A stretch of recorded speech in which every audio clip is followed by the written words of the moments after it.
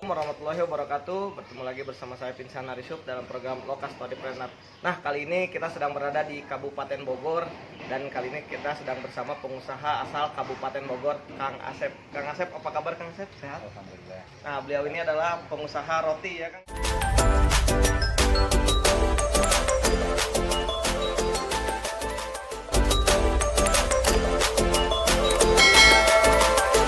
Ya, Kang ya.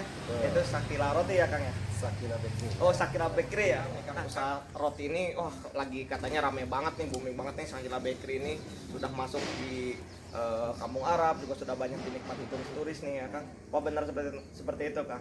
Ya, alhamdulillah memang bisnis roti saya ini memang customer terbanyak memang dari Timur Tengah ya. Karena memang mungkin dari kualitas yang berbeda dengan rasa yang berbeda gitu. Yang sebenarnya sih banyak ditemui di mana-mana, tapi memang kualitas dengan rasa yang berbeda. Nah, Kang, kenapa kok Akang keidean untuk berbisnis roti gitu? Emang sebelumnya Akang usaha apa kerja kah awal mulanya sehingga bisa terjun ke roti ini gitu? Dulunya saya bekerja, dari bekerja itu istilahnya kita banyak ngeriset ya, banyak ngeriset produk-produk yang umumnya kita untuk orang-orang Timur Tengah, untuk orang-orang bule, dan istilahnya di pastry itu kita memang mengejar suatu atau ngeriset gitu, ngeriset produk untuk apa sih, lidah Indonesia, lidah Timur Tengah, dan yang umum yang paling bagus tuh yang mana gitu. Jadi dulu itu kerjaan saya juga ngeriset ngeriset produk di bidang roti ini.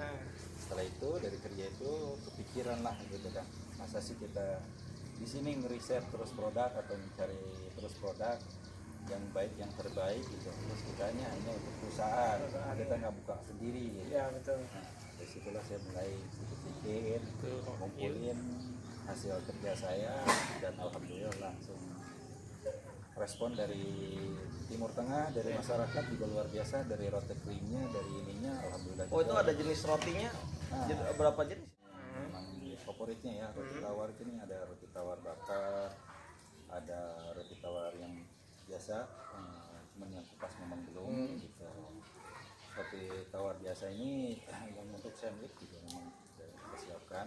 Terus ada hotdog, plain burger, ada plain roti john juga ada roti khusus, roti buat bakar sesuai pesanan para kafe ya. Kafe juga memang order di sini. Jadi mereka mungkin udah cocok dengan rasa dengan tekstur yang ada, karena memang kita memiliki kelebihan dari produk ini menggunakan terigu bahan-bahan unggulan juga. Gitu. Walaupun kita UKM gitu, memang masih mikro gitu, tapi kita mau menjaga kualitas di sana. Benar. Jadi biar ibaratnya kita juga nggak kalah saing dengan pasar lah gitu ya. Nah, Kang, katanya ini kan pemasarannya udah luas banget nih. Kemana aja katanya ya, sampai masuk ke hotel-hotel dan segala macam. Nah, untuk di Kabupaten Bogor ini berarti sudah masuk ke semua outlet gitu ya, atau bagaimana? Kebetulan memang pasar ini kita masih keterbatasan ya. Sebenarnya kalau permintaan sangat tinggi ya, permintaan sangat tinggi gitu dari beberapa outlet gitu. Cuman kita nggak bisa mengcover semua gitu, karena memang tadinya kita hanya pilih pasar Timur Tengah. Pasar Timur Tengah aja jadinya ya. Karena di sini kan dominan, targetnya kan di sini Timur Tengah kan dominan nih. Kayak di Kampung Arab gitu kan, terus ada di Cipanas gitu kan, Kota Bunga di sana gitu kan, memang itu khusus banyaknya orang-orang Timur Tengah gitu ya, Timur Tengah gitu. Nah, keinginan sih kita membuka pasar global. Jadi semua masyarakat bisa merasakan si produk ini. Ini hanya istilahnya hanya baru kafe, baru resto, hotel gitu istilahnya. Jadi belum masuk ke pasar global. Pasar globalnya belum. Pasar globalnya karena memang keterbatasan. Jadi bukannya kita istilahnya ini, tapi memang keterbatasan dari produksinya memang terlalu besar gitu. Kang, kalau ini kapasitas produksi ini per harinya berapa ya? Paling kita baru bisa nyampe 6 bal. 5 6 bal itu udah nyampe malam, karena memang kapasitas produksinya memang kita kecil. Oke. Boleh kita nanti main Kang ke tempat produksinya? Monggo. Oke. Nah, pemirsa Lokal Storypreneur, ayo kita kunjungi tempat produksinya Kang Asep. Silakan. Nah, kali ini kita sedang di tempat produksinya Kang Asep ya, Kang Asep ya. Betul. Nah, ini tempat produksinya Kang. Kira-kira produksinya sekarang lagi produksi apa aja nih Kang? Kebetulan sekarang teman kita ada orderan dari burger puncak ya, burger puncak yang di perempatan Sokari. Iya. Sekarang pesanannya cuma roti burger aja nih. Untuk hari ini. Gitu. Ini biasanya roti burger gini pemesanan dari ini berapa banyak biasanya maksimalnya? Biasanya nyampe ratusan piece ya, nyampe ratusan, nyampe ribuan juga Sampai ribuan? ribuan gitu kan. Karena memang kita nggak satu ini aja ya, nggak satu tempat aja gitu. Iya. Biasanya yang paling banyak itu plain hotdog ya, plain hotdog sama roti tawar yang paling banyak itu orderan itu. Kalau plain burger itu hanya beberapa ini saja. aja, beberapa aja gitu. Biasanya roti tawar lah gitu yang paling dominan di sini. Itu kan kalau misalnya ya roti ini kan rentan sekali dengan yang namanya expire ya. Tuh. Nah, itu kalau misalnya roti expire itu dikembaliin atau bagaimana? Apa kita jual putus atau dikembalikan? Ya, kalau di toko kita sistem konsinyasi. Iya. Nah, tapi kalau kafe dan restoran itu kita jual putus. Jual putus karena kebutuhan hotel dan restoran atau kafe itu kan sudah berdasarkan perhitungan mereka, kebutuhan mereka. Jadi kita memang jual putus kalau ke sana gitu. Nah, itu kan kalau misalnya nggak laku itu dikemanain itu? Kalau di kafe, Iya. kalau kafe itu jarang karena dengan sistem yang saya sudah berikan sistem penyimpanan di kafe itu. Oke. Di kafe atau di resto itu sistemnya itu kalau di sekiranya untuk jangkanya 2 minggu cukup di chiller. Oh. Tapi kalau untuk jangkanya lebih lama lagi kita masukkan ke freezer. Freezer itu 5-6 bulan. Nggak mungkin juga dalam 5-6 bulan nggak habis gitu kan. Pasti perhitungannya sudah diperhitungkan di awal di situ dengan mereka gitu. Kalau toko sudah jelas karena memang toko tidak menggunakan itu cuma suhu ruang kita 3 hari sekali udah tarik. Udah tarik gitu. Nah tarik kita memang nggak 100% tanpa bahan pengawet. Jadi di sana di toko itu cuma 3 hari aja udah 4 hari di sini jalan gitu. Ini karyawan udah berapa banyak Kang, biasanya? Biasanya ada 5-6 orang. 5 orang karyawannya produksi. Ya. Yang ini sekarang lagi libur ya. Kang, nah ini kita sedikit lagi nih Kang bertanya masalah omset ya Kang. Namanya usaha itu pasti ada hasil dong gitu kan. Nah kira-kira omsetnya per bulan ini udah tembus berapa nih Kang? Kalau omset per bulan itu alhamdulillah nyampe di atas 50 juta per bulan. Per bulan itu udah kadang-kadang udah bersih ya. Iya. Udah bersih buat boleh kan untuk kita. Oke. Nah itu tapi Kang selama masa pandemi apa ada pengaruhnya nih terhadap bisnis? Alhamdulillah luar biasa dengan adanya pandemi kita memang merasakan banget ya gitu.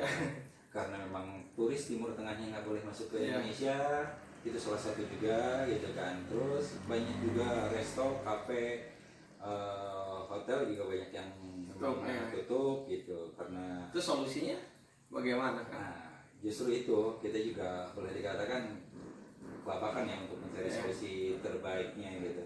Ya makanya dengan rekan-rekan kita tergabung di koperasi UKM gitu gimana mencari solusi.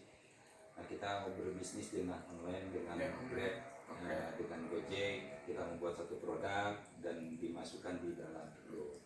Contoh ada beberapa di sini ada burger puncak, ada roti kaduruk yang di depan Alfamart, gitu kan memang produknya mengambil dari sini juga gitu. Dan ada juga di daerah Jonggol itu, daerah Jonggol ada Kidemang, ada Bila Kayangan yang menggunakan roti dari sini ya. Dari sini juga. Dari bahan bakunya dari sini. Dari sini belum juga ada beberapa hotel yang ada di wilayah kita yang memang menggunakan produk di sini gitu. Oke, Pak Pemirsa Lokal Storypreneur, semakin menarik nih perbincangan saya dengan Kang Asep nih. Nah, Kang Asep sedikit nih ya untuk pemirsa Lokal Story ini pastinya kan pemirsa Lokal Story ini pengen tahu nih Kang langkah-langkah awal apa nih Kang ketika Akang pengen berbisnis roti ini. Mungkin para pemirsa Lokal Story ada yang keidean, aduh pengen juga buka usaha roti ini seperti Akang nih. Kira-kira langkah awalnya apa aja nih Kang yang perlu disiapkan dan Langkah awal untuk memulai produksi roti atau berbisnis di roti, kita kenali dulu bahan-bahan yang memang berkualitas.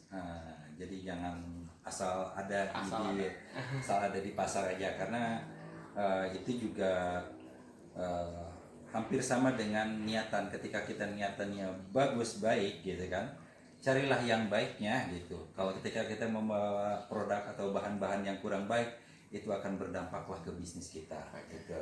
Jadi carilah dulu bahan-bahan yang memang cocok dan baik gitu, yang berkualitas gitu. Kita jangan takut rugi kalau bisnis. Nah, itu rasa tidak akan pernah bohong. Rasa itu nggak bakalan bohong gitu kan. Customer ketika sudah cocok dengan kualitas yang kita punya, dia akan mengejar, akan mencari. Itu awal-awalan, tahapan-tahapan untuk berbisnis ke roti. Setelah itu, yuk siapkan peralatan-peralatan yang memang bagus ya, hygiene, sanitasinya juga bisa terjaga. Jangan beli peralatan-peralatan yang istilahnya asal-asalan gitu. Karena kan banyak juga akhirnya banyak begitu itu yang produk-produk asalan yang memang kurang hygiene ya, kurang hygiene, kurang bersihnya gitu. Karena banyak juga yang tidak menggunakan stainless steel yang bahannya aman lah untuk bahan makanan gitu. Yang banyak istilahnya ketika besi biasa itu biasanya akan menyimpan karat dan berbahaya juga di makanan gitu. Nah, Kang, sedikit nih Kang ya, tips dan triknya nih Kang buat para pemirsa Lokastory yang pengen buka bisnis ini, tipsnya seperti apa Kang? Tadi kan langkah awal nih Kang, sekarang tipsnya bagaimana Kang yang harus dilakukan dalam membuka bisnis ini Kang? Sebenarnya kalau membuka bisnis itu tergantung niatnya dulu. Niatnya dulu. Karena kebanyakan ya ada beberapa hal ya, ada ketika membuka bisnis itu ada orang ingin istilahnya dilihat bahwa dia itu seorang pengusaha. Itu satu. Yang kedua itu biasanya ingin memperkaya diri dari usaha itu. Cobalah belajar untuk berbagi. Niatkan usaha itu untuk berbagi. Insya Allah kalau niatnya untuk usaha untuk berbagi itu akan langgeng. Dan itu udah janjinya, bukan janji saya. Jadi tipsnya adalah niatkan untuk berbagi ya Kang ya. Jadi usaha itu harus bisa bermanfaat untuk orang lain juga Kang. Oke, Pak misal Lokastory nih, pastinya nih Kang ya, para misalkan bukan hanya ingin melihat dan atau menonton aja nih ya roti dari Akang ini, produksi roti. Nah Kang, kalau pengen dapetin produk Akang ini di mana nih Kang? Atau bisa pesannya kemana, melalui apa? Mungkin Akang bisa sampaikan kepada pemirsa Lokastory. Kalau untuk pesan, bisa pesan melalui WA. Kebetulan memang saya belum dibuka webnya untuk ininya. Bisa dicari atau ini ke Kang Asep Cepot juga di Facebook bisa gitu. Ada Kang Asep Cepot di situ, Sakila Bakery juga ada. Di situ juga ada ininya, ada seperti ini ya. Logonya nih, ininya, stikernya gitu. Ini untuk roti tawarnya gitu.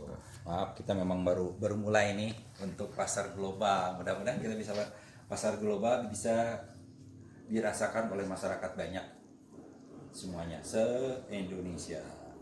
Keinginan se-Indonesia kita bisa lain.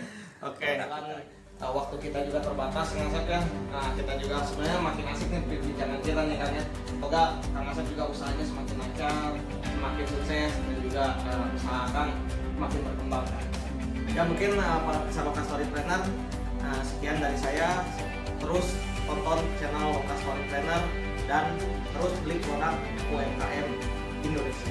Karena dengan membeli produk UMKM Indonesia sama dengan membantu perekonomian Indonesia. Salam